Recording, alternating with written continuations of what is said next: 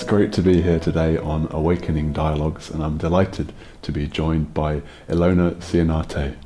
Welcome. Great to have you here, Ilona. Thank you very much, Will. It's a pleasure to be here. Mm-hmm. Yeah. In sunny Worthing on the south coast.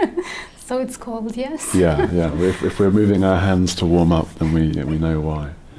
So when we asked you what you wanted to speak about, what felt alive for you, you selected the topic around the evolutionary function of awakening. And chatting just now, you said that the creating a functional individual and creating a functional society was something you were interested in. Oh, well, yes. Well, first of all, awakening it's a growth. Mm-hmm. That's how I understand evolution. It's not something like Darwin's evolution. It's about growth, expansion, and spiritual expansion in every way. Mm-hmm. Yeah, becoming more yourself. Mm-hmm. And this awakening is a crucial point, mm-hmm. where from one kind of being you switch to a completely different kind of being. Mm-hmm. So that in itself opens so many doors, so many questions, so many explorations about what we are, why we are here, what we can do, how we can grow, how can we connect, how can we live differently than what we lived before. And that is beautiful. And I witness so many people crossing that line. And it's really a joy mm-hmm. to see that happening. I see that as you spoke of that, I saw the joy in your own experience to witness those pops or those breakthroughs is something, and quite something. And I hear when you speak of, you framed it really nicely, that the being changes from one being to another being, and that then opens up all these possibilities for the individual, but of course collectively as well. Of course, because yes. Everything that we've created is from sleeping from ego, we could say. Yes, and once awakening happens, which is not just an event, it's a process. Mm-hmm. So it's both an event and a process, and that event is actually in every moment mm-hmm. of awakening to what is. There is so much more space in the head, because the main focus is not on the thoughts anymore, it's on everything. Mm-hmm. It's not glued only to the thoughts. Yeah, the thoughts is one thread rather than being the only track that the individual's involved in, which is great because we get to experience so much more. Yes, and so much more that we never even thought it existed mm-hmm. while we were asleep. Yeah, and it takes some imagination, but I think if we extrapolate that out or expand that out to council meetings, to policy creation, when the whole human or the whole human consciousness is brought to that creation, it's going to be an entirely different policy or an entirely different meeting that happens.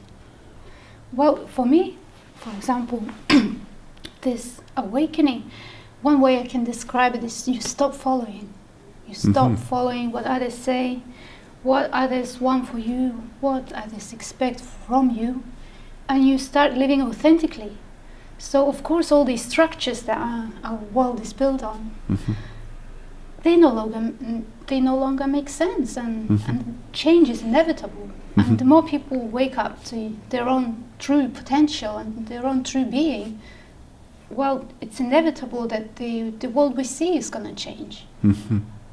That's incredibly exciting, isn't it? Of course, we're living in crazy, interesting times. Yeah. It reminds me of this Lao Tzu quote saying that the gift of your own self transformation, to wake up to all the darkness, all the negativity in ourselves, is the greatest gift we can give the world.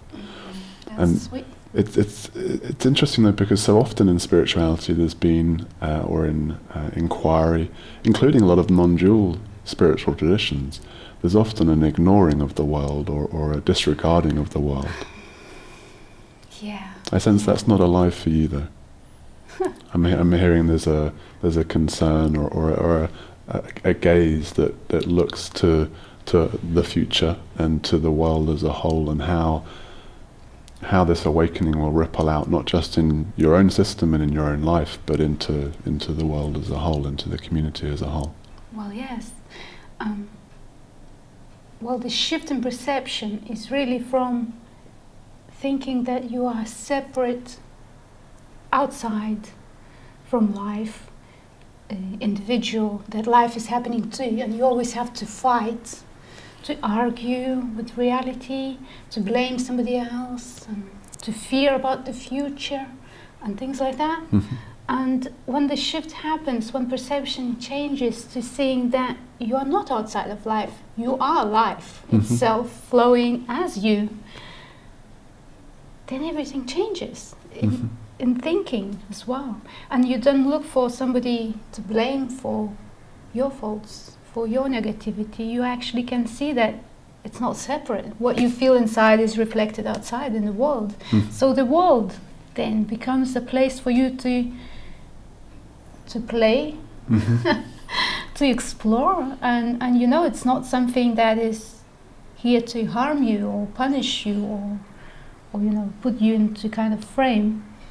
It's here reflecting your being, your inside, how you feel about the world. That's how the world comes back at you.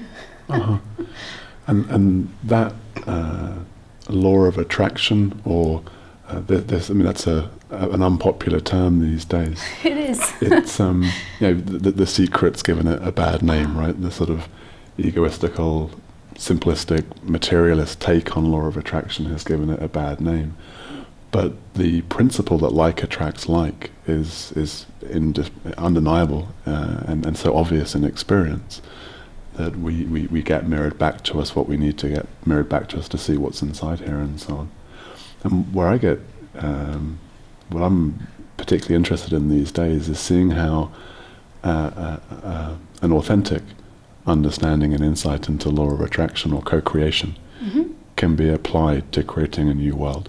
So rather than, you know, you or me to get our Ferrari or new bike or whatever, to work as a collective to envision a new world, recognizing that envisioning is significant. You know, this vision that's happening here is not irrelevant, because from the perspective of unitive being, of course, we know that what's happening here is happening everywhere. Yeah. It's not irrelevant. Is that something you've given thought to, the sort of co-creative role in creating a more functional society? Yes, I gave that a thought, and it's really not like the law of attraction was presented, let's say, in that Secret. I want this, I need to imagine that, and that's gonna come. No, it's not like that. It's how I feel. That is what creates the experience. Vibration? Yes. Resonance. Yes. Frequency. Uh-huh. What you are, how you feel, that's what you see. And that's what, it's not like really coming back. It's one thing. It's one movement. Yeah. One vibration. And of course it's one, as you say, one vibration, and it shifts it from that perspective that Ilona or Will has to create a new world, to rather there is this movement of vibration and frequency that's happening through us and with us. And yet it does involve our conscious participation. Yes. So we're not entirely passive. Imagination. Yeah. The imagination. Well, in my experience, before this shift in perception happened, I was imagining future a lot, in the way of what if this happens, that happens. I'm scared of this to happen. I don't want that to happen. And you kind of put that energy into the fear. Yeah. And what do you get back? Yeah. Same stuff, fear and situations where you get anxious and nervous, it kind of builds up. And now I don't think these thoughts anymore. There are no what if this happens, that bad can happen. That doesn't exist in my mind anymore. But I can sit down and I just can envision something wonderful with the whole feeling of it. Yeah. And I understand that this feeling that I nurture is what makes that future come. Yeah. Through that feeling, through that kind of mechanism of attraction. Because what I feel here is not separate from the whole. Mm-hmm. There's that, we were chatting with Eloa on a previous dialogue about the constant teaching happening as well. Oh, okay. So in this offering of vibration or frequency, there's also a form of teaching, if you like. You know, it's teaching the world, or the world is teaching itself what is. Yeah. And there's something in the joy of that that shifted for me to go from envisioning from a place of fear or from a place of lack to want to get something, to envisioning from a place of wholeness, from a place of completion, from a place of abundance now. That may or may not be reflected in the bank account, but it's an abundance that's entirely apart from any measurement. And this is a quite different form of envisioning. It Sure. then becomes just dropping into this frequency, dropping into this joy, for the joy of it. Exactly. Yes. It's not about egoing, striving to get something. Not anymore. Mm-hmm. I mean, I have money as much as I need. Well, of course, I may like some more, but I don't sit and cry about it. Mm-hmm. I don't build a fear around it. I don't care. Mm-hmm. And in the absence of caring, I'm hearing actually there's an absence of fearing. Mm-hmm. You don't fear. Yeah. So there's care, there's concern, but there's no fear of anything bad happening, and this positive expectation tends to create positive happenings.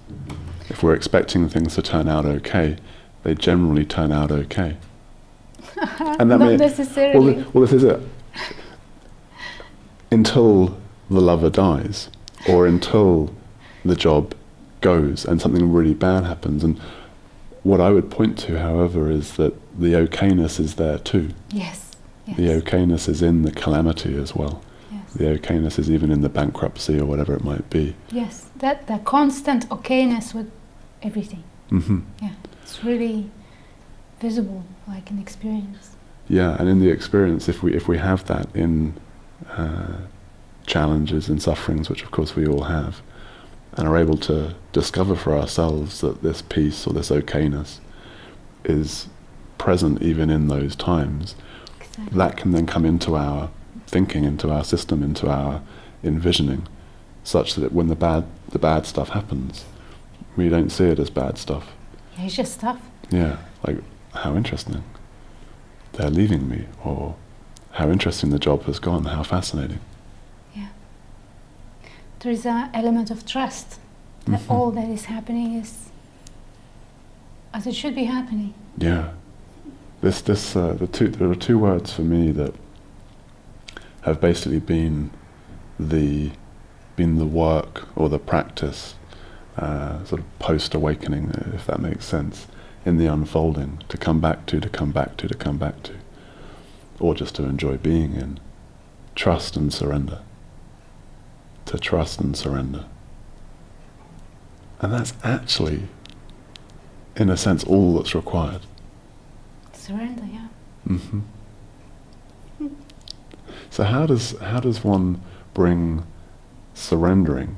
Because we were talking about this extrapolation of a more functional individual, and an individual that's surrendered and in deep peace is generally pretty functional. Yes. And how does that surrender work into the collective, into a more functional society? Is it simply a transference of the individual? Because surrender still has that inference of passivity. I don't think it's passivity at all. Surrender is not passivity, the way I see it. It's actually absence of resistance. Mm-hmm. So how to get there, it's a lot of work. Mm-hmm. And especially for people who are traumatized. Mm-hmm. who had like bad experience in life that they keep holding on. Mm. So there is a resistance in the first place to feel the feelings. Uh-huh. That's what I find by working with people, that the peace is there, of course, but it cannot be seen as long as there is a resistance Mhm. to feeling what is there. And it's the resistance that interrupts the peace. Resistance It's is, that yes, pushing away yes, that's, that's actually the disturbance. yes. And the other side of resistance is surrender. Mm-hmm. So it's like a one stick with two ends. Mm-hmm. Right? You either focus on resistance, or if there is no more resistance, there is surrender. It's not a passive thing. Mm-hmm. It's deep acceptance. Mm-hmm. But there is no one that accepts what's already here. It's already here, you know? Uh-huh. So this surrender is actually being deeply involved in life Mm-hmm. with everything, with your sensations, with your feeling, with your emotions. I mean, even a resistance can be surrendered to. Yeah, we can say we can stop resisting the resistance. We can say yes to That's the first to the step, no. actually, Mm-hmm. to free the resistance. It's just by accepting it. Mm-hmm. Right, and the less resistance, the more flowy life becomes, and that's how I see that through every individual. The society would change, because if there is no more resistance to what is, you don't need to argue with what is. You don't Mhm. need to argue with people. You can actually share Uh-huh. and enjoy, rather than trying to push your point of view onto somebody that doesn't accept your point of view. You can actually listen to Mhm. people and hear what they're saying and accept that as a valid point. Mm-hmm. I'm wondering what would happen if in Prime Minister's question time, or these levels of societal organizing, Oh yeah. if there was even one individual in that chamber, in that room of 600, I think, people, who was coming from a place of surrender. So they would speak their point, and yet would bring that vibration, bring that frequency of peace or acceptance. I don't think it's up to governments to change society. Mm-hmm. It's actually up to every individual. Mm-hmm. It's not somebody else's work. It's my own work. Yeah. It's my own evolution. It's not somebody else's. So the world is our responsibility, the society, My life is my responsibility. which How I is feel about it, uh-huh. where I am, it's my responsibility. It's not some prime minister. Sure. Which is a Unless- relief. Yeah. Well, nobody's in charge. This is so true. Yeah. This seems to be an important shift that's happening. I hear it a lot in a lot of different places. People are recognizing that it's not down to the government, it's not down to the CEOs, it's not down to anyone else. Exactly. It's down to us, it's down Yes. to everyone. Yes. And that's a very fundamental shift. Yeah. Because we've been, I think, part of the dysfunction of society is a disempowering. Yes. But Of the the individual. society was built like that. Mhm. It was meant to control these masses. Mhm. It was meant to put your knowledge in your head when you were a kid. Like, this is like this, not like that, repeat after me. That's it. If you don't repeat after me, if you don't repeat what is truth that I tell you, that's it. You get a bad grade, you are pushed down. Mhm. I recall at school, I wish I'd kept it. I did this art piece, and it was a machine, and going into the machine were different shaped individuals, and coming out the other side they're all the same shape in the same uniform and so on. And I remember my art teacher like, what's all that about? But it's clear to see there's an element to which that is the functioning. And so how does society function when, and this is a question I'm excited to feel into, when those constraints or organizational structures that herd are not there or are diminishing? You know, do you think there's going to be a period of great chaos, a period of great unsettledness? I don't know about that period. it depends on everyone's life. You know. Everyone has to go through some kind of crisis, I guess, to wake up. Unless it's just pure curiosity, and that may happen too. But what I imagine is like, if humans are not following somebody else's ideas and actually start living from their authentic self, it's like cats. You know, you can't organize cats. If they don't want to do something, they're not going to do it, right? So they have no brainwash.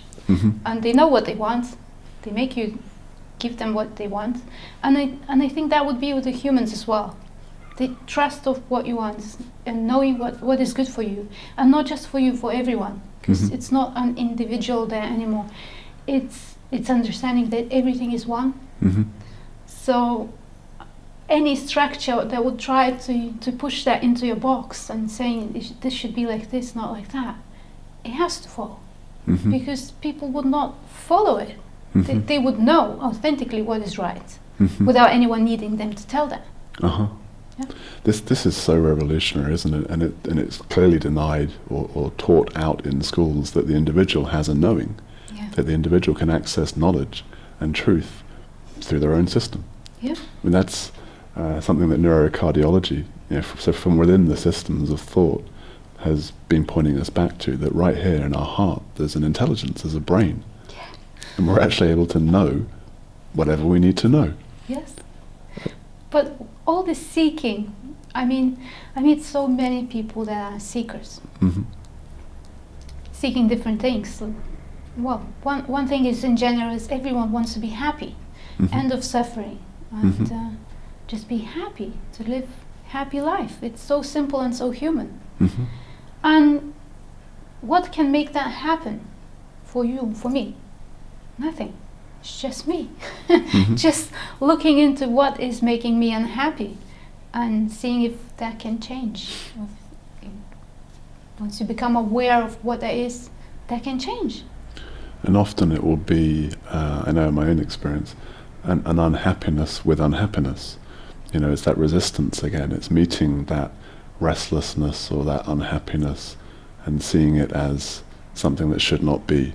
And in that should not be-ness, of course, there's the perpetuation or the deepening of the suffering. I think on a collective scale, it seems that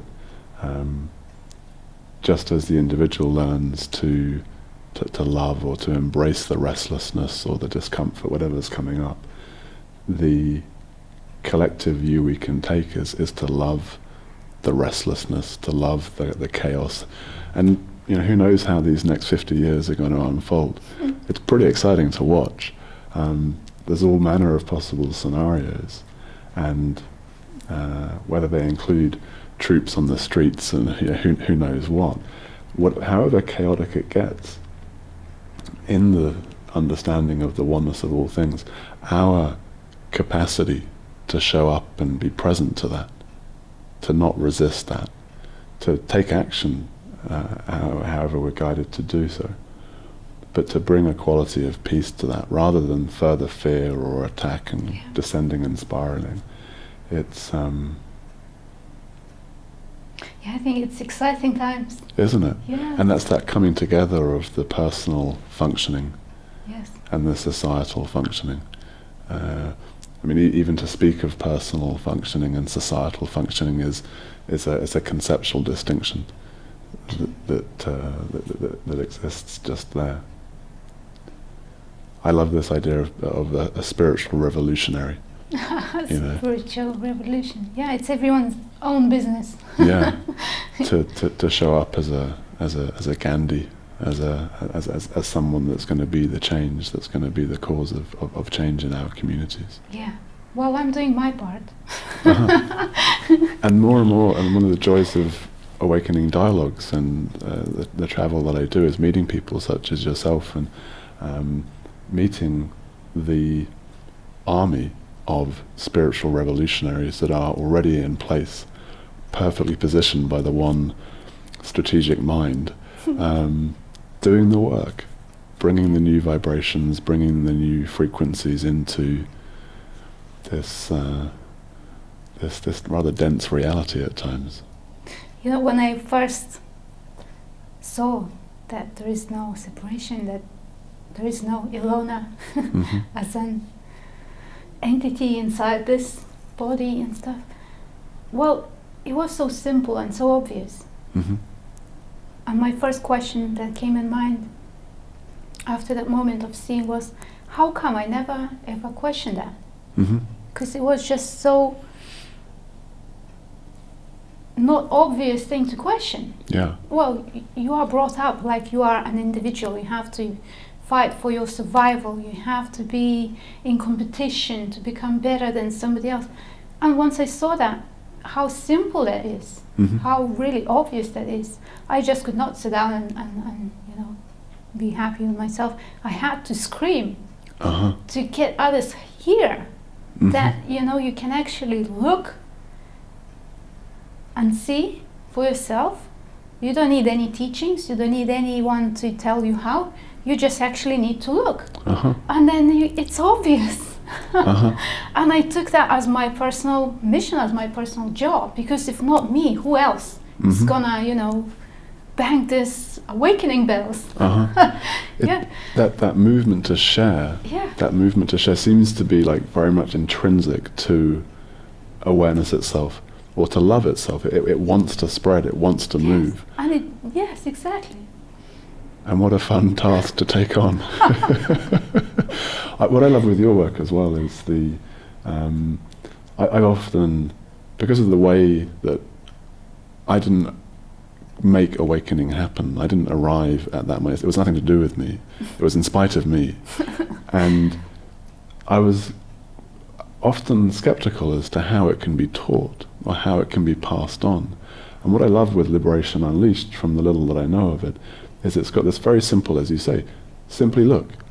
It's to simply bring that curiosity. And I love the simplicity of that. It removes so much of the complications that the ego will use, or resistance will use, to avoid this incredible simplicity. Yes. Like this right here, right now awakeness. It's like, how could we miss it? And yet there's so much fun in that missing for a while. Well, what we do on Liberation Unleashed is very simple. It's just getting people to answer the wrong questions. Not from the books, not what they read, not what they've heard, not what they imagined, but actually looking in their own experience. You don't need prior knowledge or any preparation for that. It's just plain, simple looking at what actually is. And then trying to find what you think that exists. Like this separate self. And people are looking and looking sometimes, and they see that there is no self. They can't find it, but the mind cannot accept that it's so simple. Right? There's got to be something more. Yes, yes. But it's not about thinking. Mind cannot figure it out. You just actually need to look. Yeah. Well, that's the whole point, isn't it? Is that the mind is used as a device to ask the questions, to direct the attention and so on, but it can't land anywhere. It can't in and of itself actually know what it's existing within. You know, it's this wonderful sort of utilizing this tool to look back on itself, and in that moment it wants to say, whoa, wait a minute. There's got to be something more. I remember the story I read in one of Osho books about this woman that she was on the road looking for something, like on a crowd, and there were people passing by and asking her, "Hey woman, what are you looking for? Maybe we can help." She's an old lady and stuff. So she said, "Yes, I'm looking for a needle." And they, "Oh wow, that's a big task. Let's look together." And they keep looking for hours there. And then one guy decides to ask her, "Well, where did you lose your needle?" And she goes, "In the house." Right. And then they go, "Why are you looking here then?" You know, "Well, in the house is dark, here is lighter." So that's the thing. This looking, everyone is looking out there, when actually, you know, you have to stop looking somewhere where it doesn't exist and start paying attention to what is actually happening in the moment, right here, right now. That's where you look. There's something so empowering about that, to really just rely upon our moment-to-moment experience. It's extraordinary, isn't it? Because if we look at all, I love looking at Buddhism or Sufism or yeah, I'm a bit of a truth geek, so I like to look at different flavors and different ways that people have pointed to what is, and there's value in all that, and yet there's something delightful to say none of it's needed. Well, before the actual shift, once you look at all these scriptures, all you see is words, right? It may not make sense, and you try to understand that with the mind, right? But after the shift happens, after you realize the self, what the power of now actually is, it's like, then once you read the books, once you read the other explanations, you resonate. You recognize that they're all talking about the same thing. It's nothing new. Everyone is talking about the same thing. Absolutely. And even when the surface talk can seem quite different. So I practice Zen Buddhism, and I loved it because of its simplicity and lack of metaphysics or complex metaphysics and so on. Essentially, Zen is just saying, much as you're saying, just look at this, stay with this, and see what presents. And I also love A Course in Miracles, which is very different. It's very wordy, it's got golly knows how many thousands of pages and so on. And part of the fun for me is seeing that they're saying, in entirely different ways, exactly the same thing. Yeah. They're pointing to the very same thing. And it is laughable how in spiritual circles people will hold on to their story, their Zen or their A Course in Miracles or their Advaita or their teacher. So and so says it's this way, and the division starts again. The division continues. Did you find that the questioning method or just the way that Liberation Unleashed works sort of avoids that? Or have you noticed people start to get like, yeah, Liberation Unleashed, this is the only way, this is the way to do things? No, that doesn't work like that. I mean, well, there are so many different paths and so many different people from different teachings, different ways of life come through Liberation Unleashed. And we are not saying that this is the way. It's just a gate. I mean, it's just a line that needs to be crossed, and then you are off to your own, on your own path. There are so many paths, and there is no one right path. There is actually one right path. It's my path for me, right? And well, that's it. So it feels like it's very much complementary to other people's or other processes and practices and explorations and so on. Well, yes, because everything is included. There is no right point of view then, except the right point of view, my view for myself. In this moment, which may change. Of course. And if view doesn't change, you're stale, you're not moving, you're not evolving. Yeah. And that's something to bring, I think, that evolving, or in Buddhism they speak of impermanence, and really just pointing us to this constant flux, this constant change. Because we like to imagine, or the mind tends to collapse things into this is how it is. And with co-creating a new world or allowing a new world to emerge through us, I think it can be really helpful to remember that it is actually constantly changing. And so there's no sort of fixed world that we need to take 100 years to change, or it simply is enough frequency adjustments, enough vibrational adjustments in the core, in the consciousness that all this is an out expression of, and inevitably and effortlessly and relatively easily it will change. Yeah. And I notice as I'm saying that there's a little bit of but that's is that realistic? There's got to be some struggle in there. Well, I think what evolution is in this sense is being able to adjust to shifting circumstances. As you say, everything is constantly changing. There is no permanence. So this evolution is in a way being flexible, being like water, like Bruce Lee said, right? So you don't hold on to the ideas. Everything is welcome. Yeah. And you don't need to stick to your point of view and saying this is the final destination, because everything is changing, everything is moving. And being flexible and adjustable, you grow. Yeah. Yeah. I like hearing you speak of Bruce Lee. I often think of Aikido. So I talk about radical gratitude, and it's like the Aikido or the alchemy of consciousness work and moving with the energy of whatever's here. And there's something, again, it's coming back to, this word comes up for me, empowering with that, to recognize that whatever's here can be moved with, it can be danced with, we can gain something from it, we can utilize it for our expansion. For you, I'm wondering, I know for me, it's been the most difficult moments, or the most acute moments of suffering and challenge that have been key to the expansion. You know, those moments of like on my knees in despair and suffering and so on. I can see now the best bits. Didn't seem that way in the experience, but there was something happening there.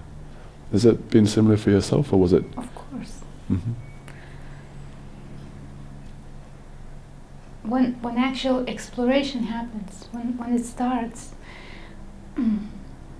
the old structures of thinking, of being, start falling away, right?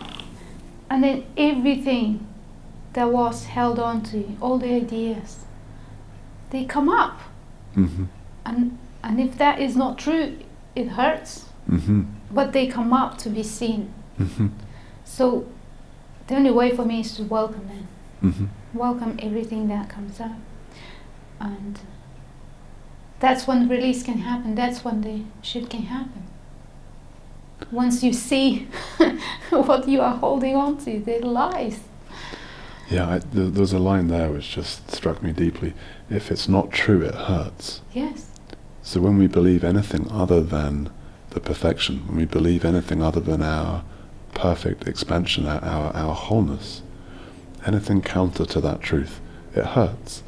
Not as a vengeful God punishing us for believing something wrong, but rather the intelligence correcting itself, Yes. letting us know we're out of alignment, we're out of that flow from Him. I really like that. If it's not true, it hurts. And there's something rather beautiful, because of course the flip of that is that if we want to follow truth, then to discern what feels good. Not what we think is good, but what genuinely feels good, what we know to be good. And that's another form of intelligence, I think, that we're developing as a species, is to get into this knowing that we were speaking of earlier. Actually, to be able to discern the vibration in our being. Yeah. Sometimes I'll ask people, often men especially, like, what are you feeling right now? And they can't tell me. They don't know. That capacity is not there. Is that something you encounter in your and you did a lot of one-on-one work? Well, yes, people are not in touch with their feelings. I recognize that. And it's a lot of suffering because of repressed feelings. They don't even know what's repressed because they never go there. It's all about thinking, analyzing. The mind is like the main thing to focus on. But once the mind is seen that not the primary thing, but just a narration of what is already happening, a story. Well, once you can get into that sensational world. Sensational, I like that use of the word, sensational. Sensational world. Yeah, then you can start actually recognize what you feel and honor what you feel. And that's where the shift happens, is when you allow these emotions, the repressed feelings, these, oh no, I don't want to feel that again. Let's escape this, do something else. Yeah. Once you allow that to be felt, to be expressed, to be honored, to felt truly, that's where the surrender happens. And there's something deeply revolutionary about that, because that that movement away from pain or away from discomfort, there's something very fundamental in that in terms of the egoic structure. And so to be undoing that is I think that's a real cornerstone, a corner piece of the work. To be seeing that happen and saying no, and leaning in, you know, to actually feel what's there. Yeah. You know, this awakening event sometimes people expect so much with it, like Mhm. their character will change, Become everything is rich gonna maybe, be like or rosy 24/7, Yep. and life is gonna be amazing. I'm gonna be relaxed, at peace all the time, Uh-huh. no matter what happens. No more right? problems. Yes, Yeah. yes. But that is not about it. It's just saying what is as it is, right? But there is another movement. It's saying yes to whatever shows up. Mhm. Not just saying yes to whatever shows up, but just saying, wow, yes. Yeah. Yes. Okay, there is something else coming up for me to see and to, readjust, release, Yeah. heal, whatever. And for me, in the beginning, that was like a learning Mhm. stage where, okay, I feel something I don't want to feel, and instead of saying no to that, I would say, yum, gorgeous, let's see what's there, what something is hiding there. And there is a gift for me in there, obviously. So that kind of stepping forward to Yeah. whatever is happening. And what comes into my mind is ask and you shall receive, and this common phrase, and to ask what's the gift here, or to ask what's wanting to be revealed here, rather than the sort of like that curiosity again. It's that curiosity leaning in again and again. I know that's been true in my own experience, also being learned, and it's more and more immediate when something troubling happens, or something that I did not want to happen, or did not go with my desires or preferences, or a discomfort in the system. There is this genuine, like, ooh, great, what's this telling me? What's this communicating? Yes. What's being learned here? And that is evolution. Hmm. Well, it is, isn't it? It's that process of adaptation and the feedback mechanism. And in the closing down of the sensational, of the feeling body, we've lost such a, we could say, central part of that feedback mechanism. We've disconnected ourselves from the very way that we know whether something is right or wrong. Yep. Not through the mind's meanderings, but this knowing. It's like internal GPS. Yeah, yeah. And as we're walking around in the world, bumping into other people, as it were, when we're connected with that internal GPS, there's like a software upgrade, to continue the analogy, for that's available to anyone that wants it. That's available to anyone that sort of goes, that seems to be working well. That seems to be a good way of walking around the world. I might like something of that, and that's that curiosity that seems to be the thread through this evolving. What a joy. Yeah. And I think there is very, very important part as well to this awakening evolution thingy. This awakening evolution thingy. Yes. Yep, nicely put. Is being able to share with people, to inspire other people, to pass the message on. Yeah. Yeah, because as we are all interconnected, as we are all one movement, one energy, it's kind of, that's how it transmits from one to another, through ideas, through seeing somebody like happy. Yeah. And being curious, why is that guy happy? That's how we share. And of course, with all this internet and all this technological evolution and revolution, it's so easy now. Yeah. To connect with so many people. Yeah. Yeah, of course, like one-on-one in real life, not on the screen, is different, and I guess that's where the biggest change is possible. But it's not limited to that anymore. You can connect to anyone, anywhere. Yeah. Over the internet, and that also is like part of the human evolution. An expression of the evolving consciousness, and of course in turn it stimulates that evolving consciousness by sharing in this way. And obviously one of the functions or intents with awakening dialogues is to get all these different flavors and different perspectives, because this I love. The same experience happens differently with everyone. Everyone's got a different flavor, a different emphasis, a different cautionary aspect to watch out for, and so on. And one of the intentions with not having an agenda with just speaking with people is to really allow a portal, a space for whatever wants to be said. Yeah. And it's a delight for me to get a bit of Ilona flavour, as it were, today. And I'm sure it will be a delight for everyone that's watching as well. Thank you. I was gonna say something.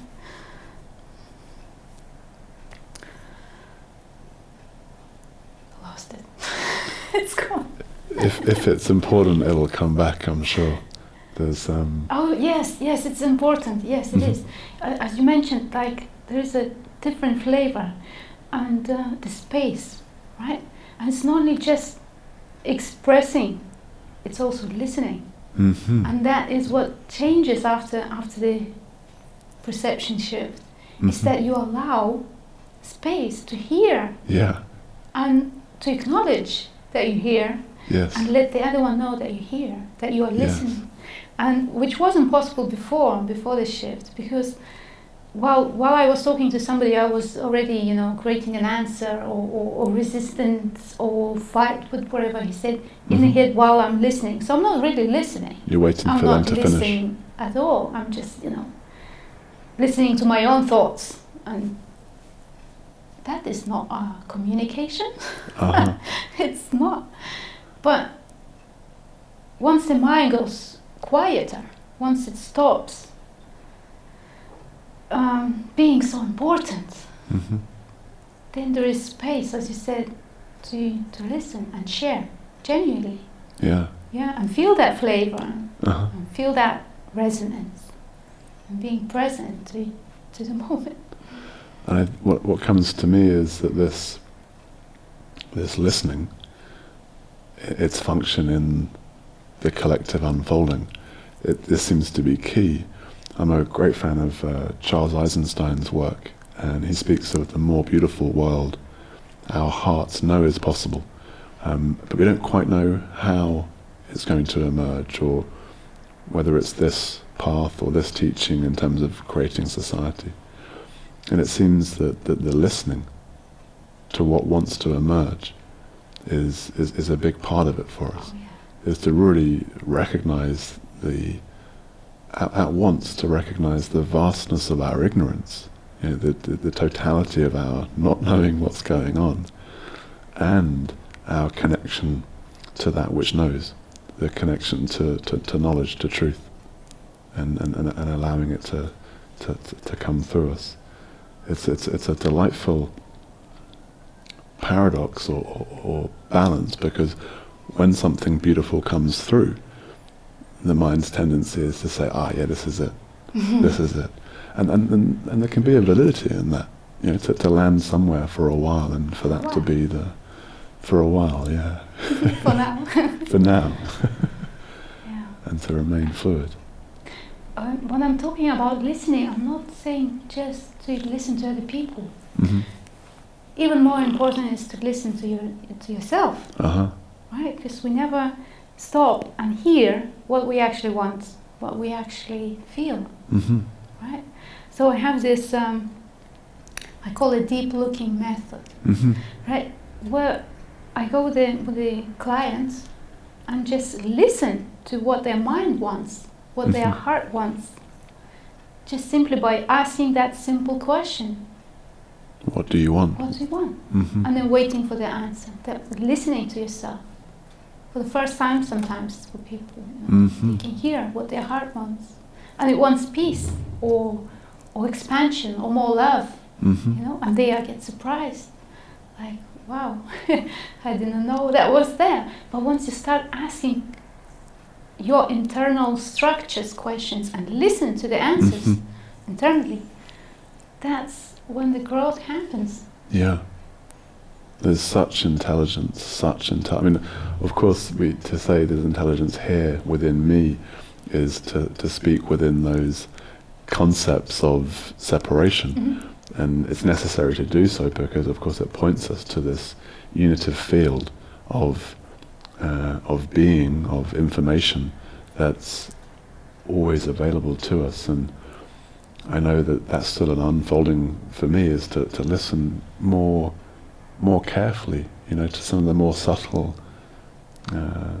sensations that arise, to really bring that total curiosity and total openness again and again. I don't know what's going on.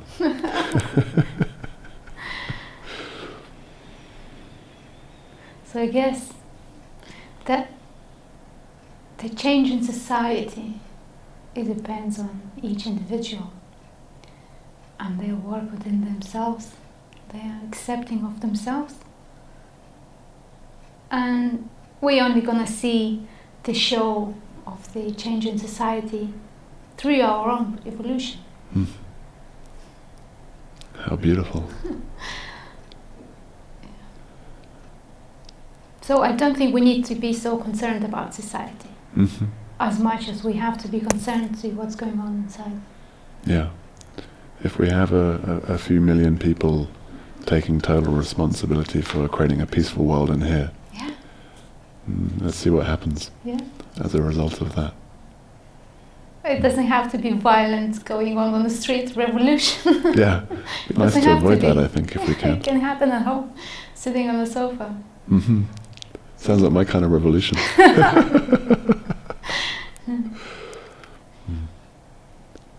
Thank you so much, Ilona. Oh, thank you. It's been a real joy connecting with you today. Thank you, Will.